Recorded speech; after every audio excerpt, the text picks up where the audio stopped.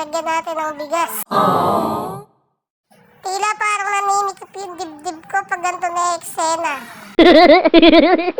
Sobrang hirap nga mag-budget, mga mi. Alam na alam niyo yan. Lalong-lalo na kung wala ka naman binabudget. Drama yarn.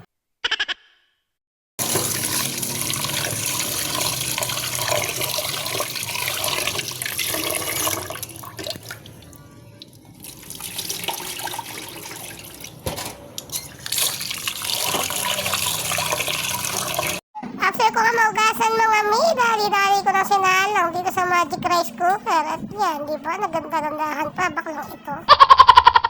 At yan, mga mi, after ko nga maisalang yung kanin, isinunod ko naman yung para ulam namin. Naghiwa nga ako dyan, mga mi, ng bawang, luya at ng sibuyas dahil ang ating lulutuin is tilapia.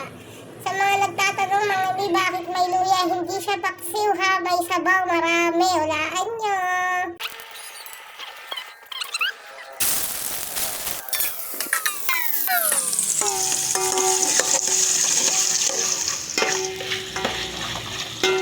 Malamang sa malamang, mga mi, alam nyo na. Opo, pesang tilapia nga po ang ating lulutuin.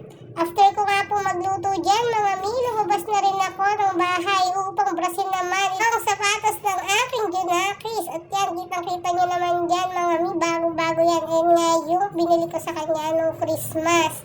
So, wala pa nga yan 2 buwan, mga mi. Diyos ka, nalagyan ng uling.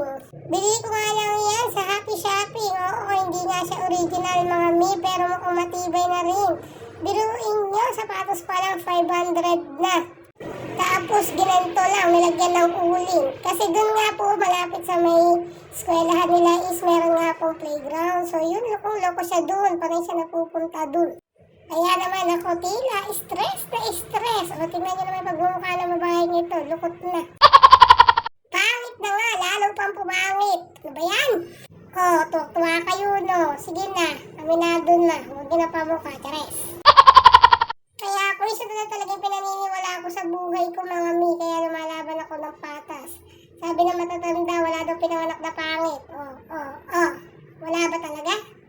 Minsan, hindi mo rin dapat paniwalaan yun ang sinasabi ng matatanda. Sinungaling sila.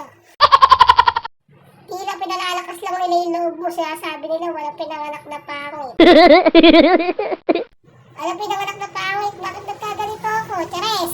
Siyempre, charot-charot lang, mga mi, maganda pa rin tayo. Hindi pwedeng papangit, papatayin ko yung magsasabi. Ay, di papatay. After ko nga mabrush yung sapatos ni Bagets, mga mi, sinunod ko naman ang balot ng aking food labels. At yan, makikita nyo nga dyan, inumpisa ko na siyang linisin. Kasi may pagod na lola mo, nantusan pa.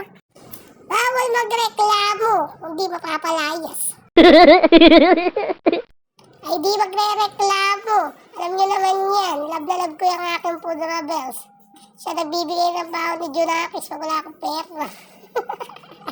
So paano yan, mga mi? Hanggang dito na lang muna. Follow me for more. Salamat sa panonood. Magandang araw!